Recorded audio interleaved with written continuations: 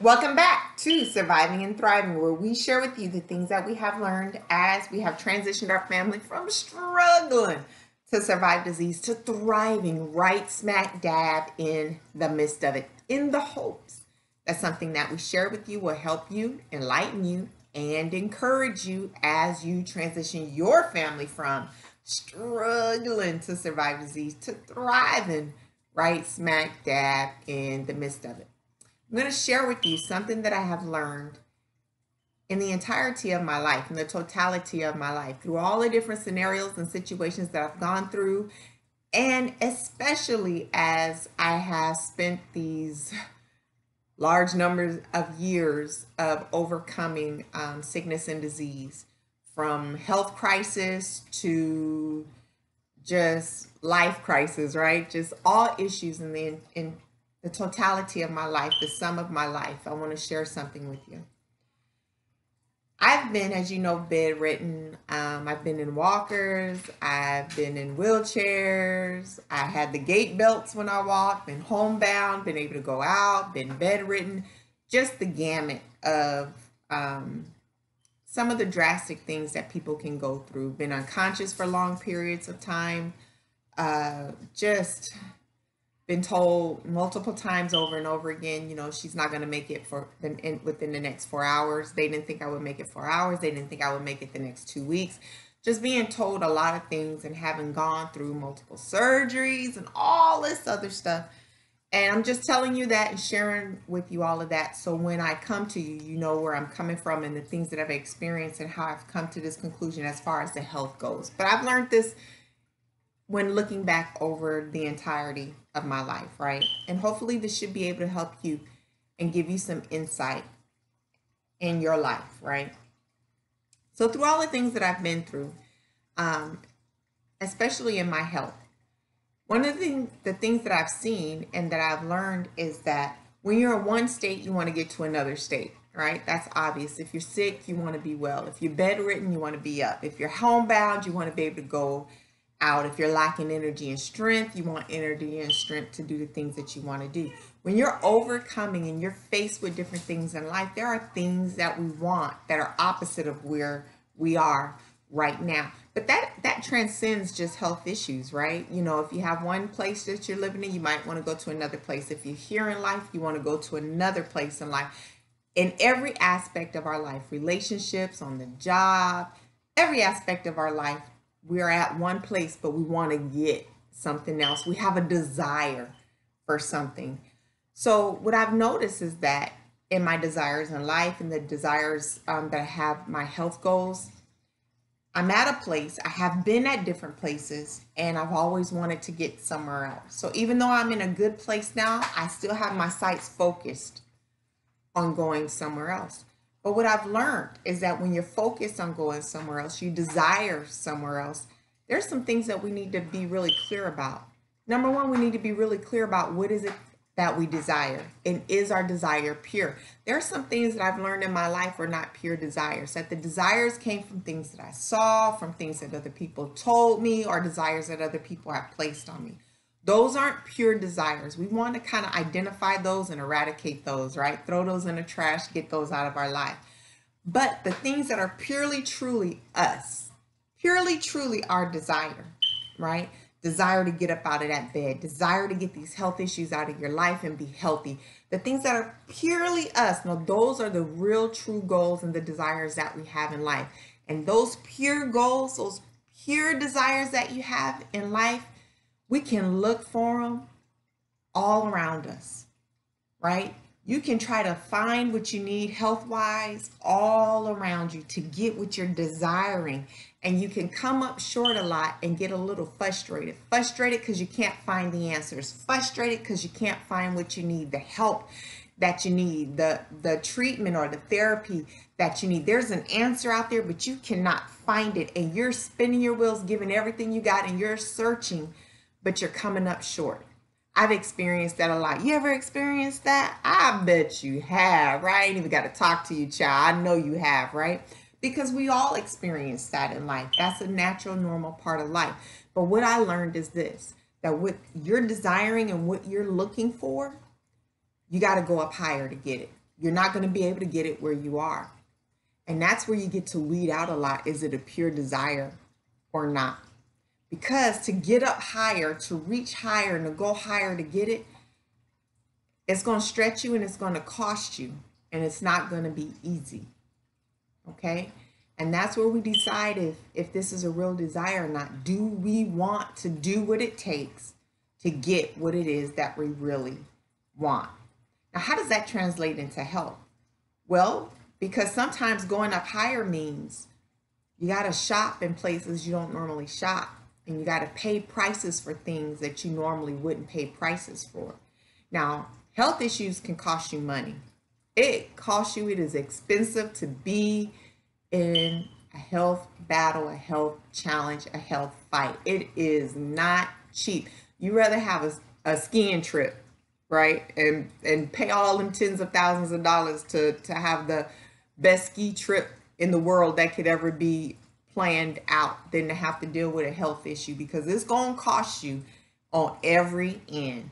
If you go to the hospital, they're going to charge you for going into the hospital, even if they don't do anything for you, right? It's over $1,000, depends on what hospital you're going to, just to walk through the door.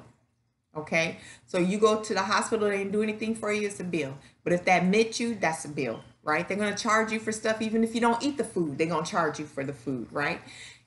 Then the doctors that come and see you, they're going to charge you. And they're going to have a whole herd of doctors coming in there to see you, right?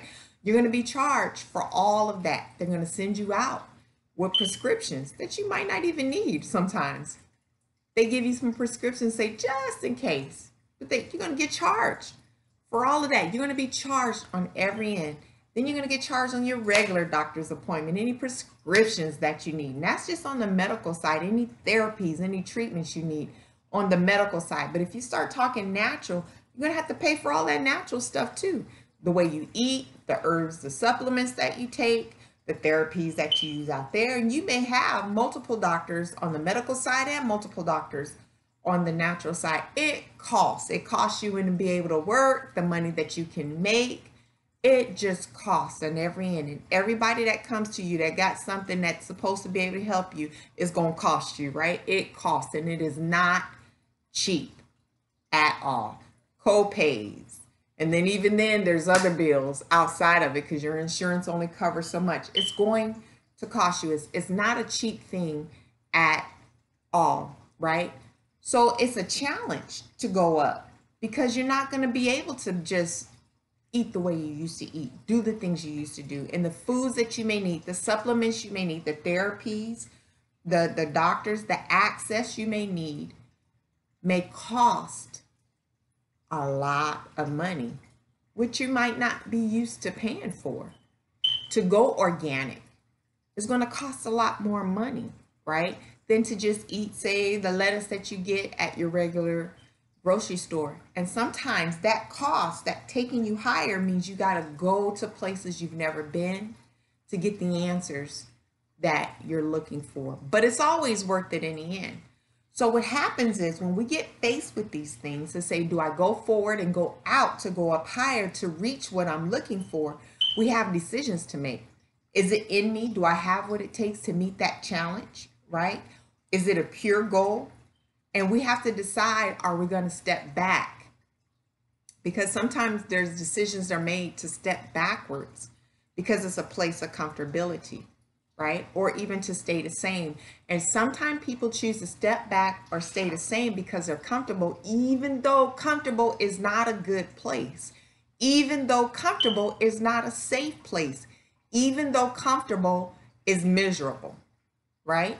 So we all have the decisions to make, to either to step back, to stay where we are, or to go up higher to reach our goals. And I have found to get what I want, no matter what it is in life, I have to go up higher. I have to pay the higher price, the higher cost. For example, all right, say you got $2,000 and you need a vehicle. So you got to go buy you a car. And you're looking and looking and looking and looking. You already know 2,000 isn't going to get you a brand new car, but 2,000 can get you something that can get you to where you need to go, right? To your appointments, to school, to work, or whatever, and get you home. You just need it for what a car is created for. But your desire is you want, the floorboard to light up on the car. You want that good plush leather on your vehicle. You want it where you shut the doors, you can't hear nothing outside, and your car rides so smooth you don't even know you off the couch, right? You have all these things. You want the hydraulics where if it's flooding out, you can pop the hydraulics and car rise up and ride over the waters, right? So you don't mess up your vehicle, and then you can put the hydraulics in the car, lower back down. You want the fine stuff, but you're not going to be able to find that in a $2,000 realm. You got to go 100,000, 90,000 to get something like that and higher. But you're looking for something that you want, but you can't get it in the realms that you're looking for because you're looking in the $2,000 or less realm, right? Because that's all you got is $2,000. What you are going to find is a car that might not have the prettiest interior, and it might not have the prettiest exterior. It might be faded, it might be chipped, it might even be scratched. You might find a vehicle that may have some dings in the windshield, right? And by chance that you find a vehicle that looks good, that's great. Anything that you find with 2,000 most likely going to have 175,000 miles on it or more, somewhere in the high, right? Going into the 200s on the mileage on there. You also know that even if you test drive it and everything looks good and sound good, within the first couple weeks, you're going to have to replace something on it. It needs a new radiator. It needs, some engine work. Something on there is gonna need to be replaced. Now, you can find a car that can get you and be steady and reliable for you at 2,000, but it ain't gonna be the prettiest. It might not meet all your desires, and you're gonna have to put some money into it. Now, that's comfortability for a lot of people. That, hey, I'm gonna have to put in a lot of work. It might not be pretty. It might not have what I want. I might not like it. I might get stuck on the side of the road. But it's okay. I'm comfortable with that $2,000 vehicle, right? But your desire is something else. You're not going to find it. You can look all day long in the 2,000 realm. You're not going to find it. So you have to decide, do I need to work harder, save more, so I can get a better vehicle, so I can get what I'm looking for or what I want, right? Do I need to go into another career field so I can make more money, so I can get that $90,000 car? Or am I going to stay and say I'm good with 2,000 or less? Or if you decide you want to go higher, are you going to say, well, you know what? I might not be able to pay that 100,000 and up car, but I can put in a little more work, save a little bit longer, ride the bike or the bus a little longer, and save 5,000, 6,000, maybe 10,000. Get a little bit better of a car, right? More reliable of a car, a newer car, a better looking car. That translate into our health as well. That's a great example, but that translate into our health as well. We have to choose to go higher, to pay more, to get what it is that we're looking for in life. If you want to get out of that bed from being bedridden, y'all, I've been bedridden many years, many times, okay, for long periods of time. And in order to get out of that bed, I desired it, I wanted it, but every time I sat up, I passed out. I had no strength, I had no energy. But in order for me to fight that and to get out of my bed, you guys, I had to choose to go higher.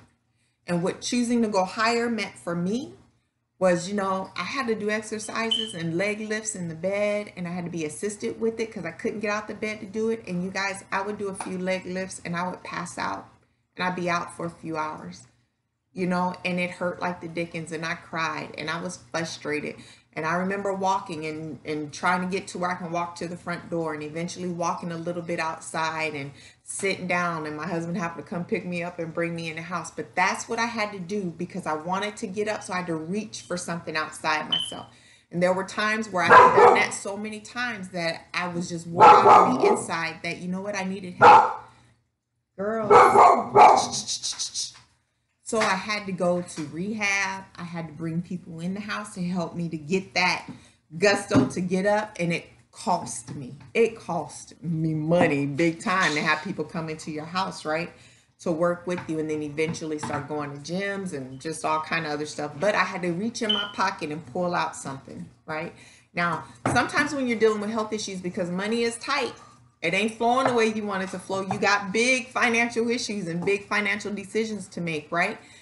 To get to where you want to go, you're going to have to figure out how to rise above where you are financially, how to adjust. Now, here's a secret. I'm going to tell you this, and then we're going to be out of here, right? When you stretch out to go up higher, it's going to be hard. It's going to be tight. It ain't going to be easy, but eventually you will level out, and it'll be like clockwork for you. It'll be with ease. You're not going to even have to think twice about it.